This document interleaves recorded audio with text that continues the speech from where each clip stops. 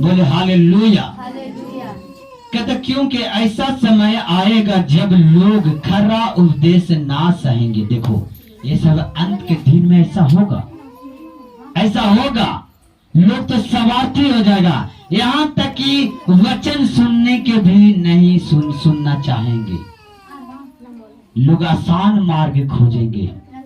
अंत के दिन क्या होगा, वो सब प्रॉब्लम में आएंगे और लोग आसान ढूंढेंगे, आसान चीज। लोग परमेश्वर को वचन भी सुनना नहीं चाहेंगे। बोले हालेलुया, थैंक यू जीसस, धन्यवाद यीशु। कहते खरा उपदेश ना सह सकेंगे, पर कानों की खुजली कारण अपनी अभिलाषा के अनुसार अपने लिए बहुत उपदेश बटोर लेंगे।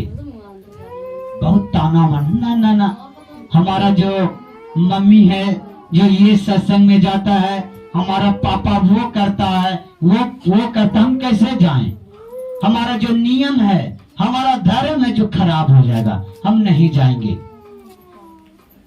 भाई जो है अपना धर्म में सही है, ऐसे लोग कहेंगे। इतना ही में बात को खत्म कर देंगे। कहता भाई तुम्हारा चर्च में है तो अपना जगह पर ठीक है, हम अपना चर्च में अपना जगह पर ठीक है। ये लोग कर क्या करेंगे, परमेश्वर के वचन को दबा देते हैं और परमेश्वर के वचन को ग्रहण नहीं करते हैं। बोले हालेलुया। अगर अंत के दिन में लेखा लिया जाएगा, तब तू क्या कहोगे? तब तू क्या कहोगे कि मैं अपने डैडी की वजह से नहीं आया, अपना मम्मी की वजह से नहीं आया? क्या तुम्हारा लेखा तुम्हारा मम्मी देगा? क्या तुम्हारा लेखा तुम्हारा पापा देगा? तुम्हारा लेखा खुद देना पड़ेगा। तुम्हारा बाप है, तुम्हारा बाप लेखा देगा, तुम उसको बदले में तुम लेखा नहीं दे सकते। तुम ये नहीं कहना कि मेरा बेटा है जो नर्क में जा रहा है, हमारा बेटे के बदले हम चल जाए नर्क में, ऐसा स्वर्ग में नहीं होगा। तुम देखते रह जाओगे, तुम्हारा जुबान नहीं खुलेगा वहां पर, यहाँ तक कि सर भी देखने का तुम्हारा ताकत नहीं होगा परमेश्वर के सामने। बोले हालेलुया, थैंक यू जीसस, धन्यवाद यीशु। इसीलिए कहते हैं अंत के दिन में समय आएगा, लोग खरा उपदेश सुनने से ठुकरा देगा। बोले हालेलुया।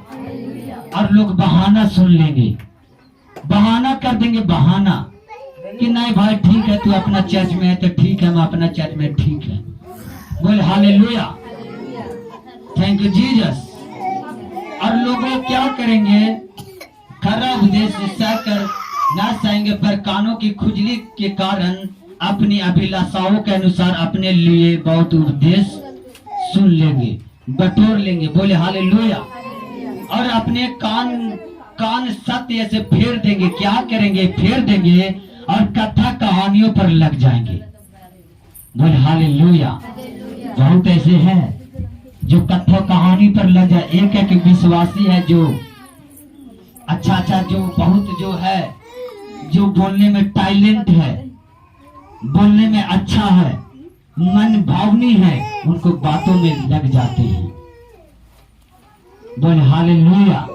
शैतान भी अच्छी बातें बोलना चाहता है, बाकी सामर्थ्य उनको पास नहीं रहता। बोले हालेलुया, थैंक यू जीसस। क्या करेंगे अंत के दिन में, और अपने कान सत्य से फेर देंगे और कथा कहानियों में लग जाएंगे। और परमेश्वर कहता परंतु सब इन बातों से सावधान रखना और दुख उठाकर क्या करना, सुसमाचार प्रचार कर और अपनी सेवा को पूरा करना। कथा कहानी में मन मत लगना।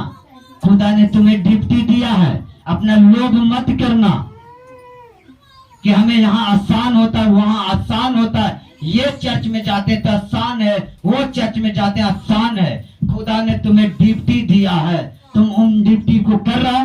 खुदा यहाँ क्या कह रहा है कि दुख उठा और सुसमाचार प्रचार का कर और अपनी सेवा को पूरा कर। परमेश्वर कहता आग में झपट कर लोगों को बचाओ। Thank you Jesus. हमें भी आज कह रहे हैं लोग, तुम चर्च लेके जा रहे हो वहां देशपुरा, तो कहता तुम्हें लोग निकाल देंगे। पानी नहीं पीने देंगे।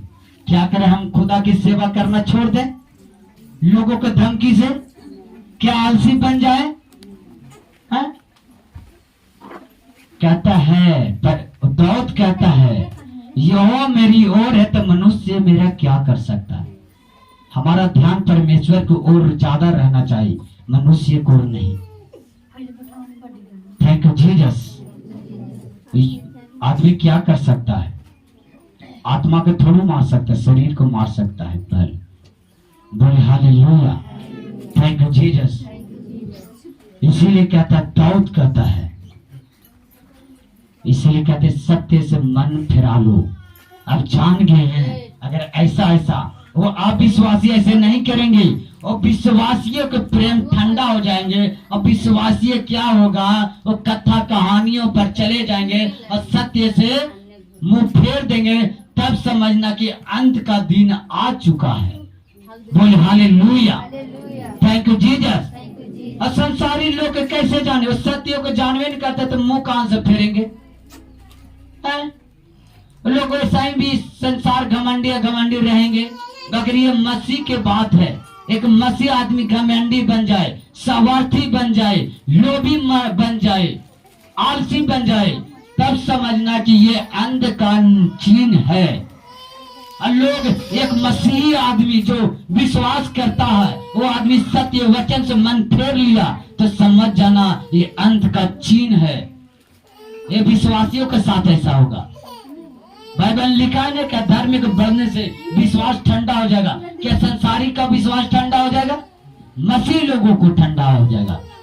बोले हालेलुया, थैंक यू जीसस, धन्यवाद यीशु। इसीलिए कहते सावधान रहो। थोड़ा दुख तो होता है, क्या करना है? तब पर भी दुखों में भी परमेश्वर के संगति रहना है और जो सुसमाचार प्रचार करना, अपनी सेवा को पूरा करना है। बोले हालेलुया, थैंक यू जीसस। प्रेरित पौलुस कहता है तीमुथियुस 4:7-8 में कहता है, प्रेरित पौलुस कहता है अपनी अच्छी कुश्ती को लड़ और अपना दौड़ को पूरी कर। अपने दौड़ को पूरी कर। क्या कर? पूरी कर। और इससे क्या तो भविष्य में स्वर्ग में क्या होगा? और मुकुट जो परमेश्वर गिफ्ट रखा है तुम्हारे लिए रखा रहना चाहिए। कैसे वो मुकुट को पा सकते हो? क्या लोभी स्वार्थी बनने से, अभिमानी बनने से, सत्य से कान फेर देने से वो मुकुट मिलेगा? नहीं मिलेगा। हमें क्या होना पड़ेगा? परमेश्वर के संगति, दुख में, सुख में और सुसमाचार परमेश्वर दिया हमें बताना होगा। बोले हालेलुया। और प्रेरित पौलुस कहता कि अपनी अच्छी कुश्ती लड़ और दौड़ और पूरी कर। भविष्य तेरे लिए मुकुट रखा है। क्या रखा है? बोले hallelujah, thank you Jesus, thank you Jesus.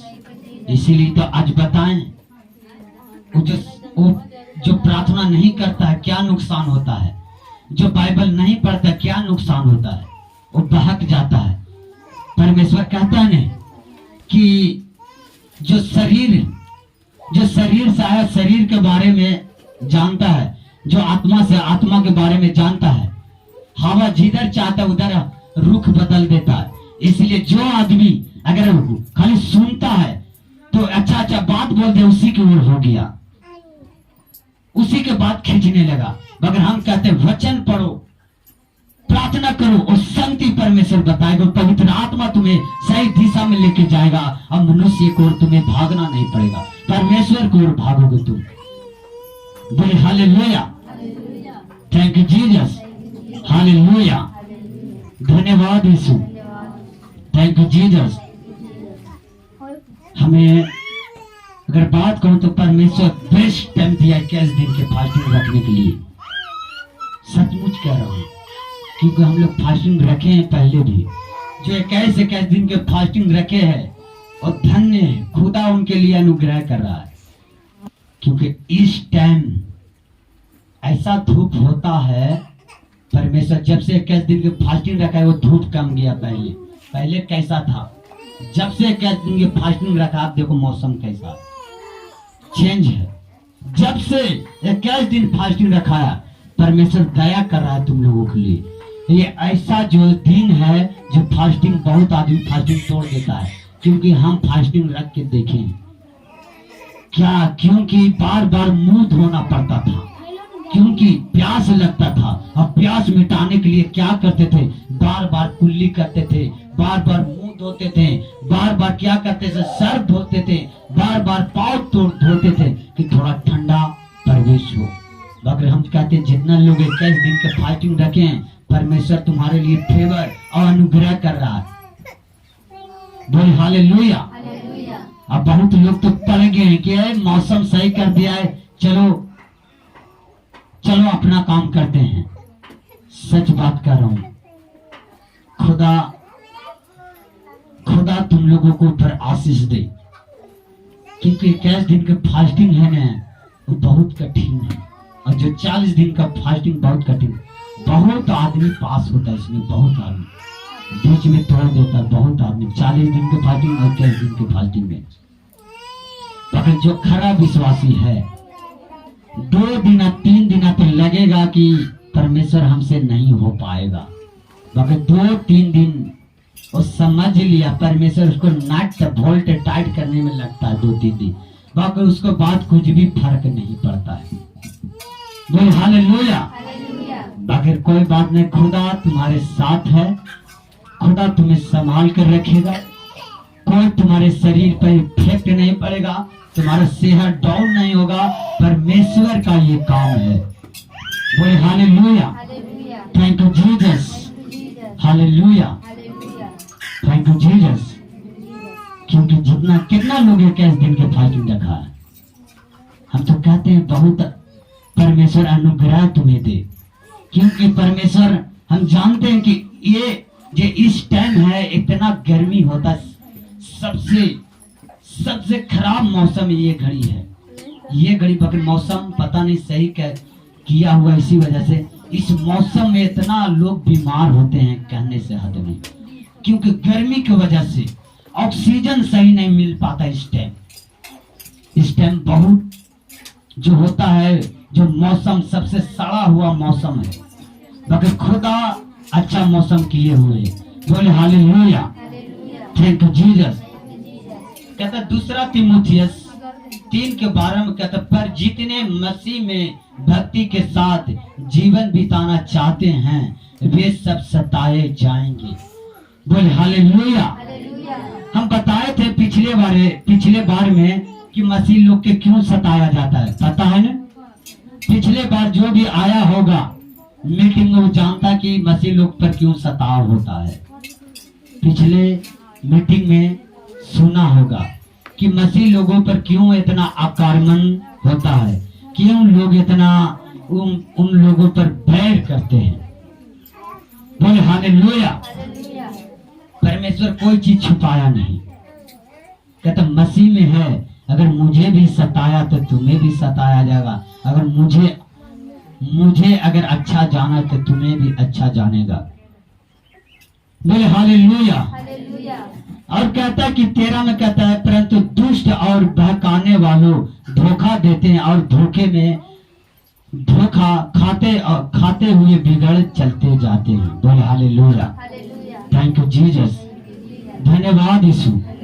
और 2 तीमुथियुस 1:7 में कहता है कि परमेश्वर ने हमें भय की नहीं पर सामर्थ की और प्रेम और संयम की आत्मा दी है। डर की आत्मा दिया है नहीं ना? लोग सताता है तो क्या करें, हम डरे?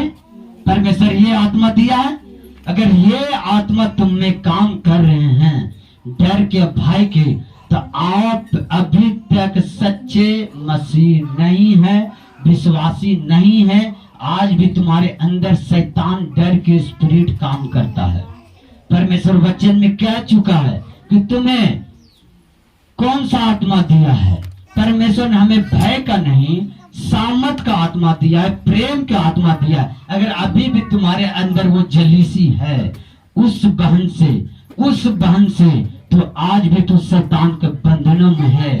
तो भले के 2 साल से आ रहा है, जा रहा है चर्च में, मगर अब भी विश्वासी नहीं हो, क्योंकि ये सत्य का आत्मा तुम में अभी है नहीं। अगर सत्य का आत्मा होगा तुम नहीं डरोगे, तुम नहीं हिचकिचाओगे यीशु से।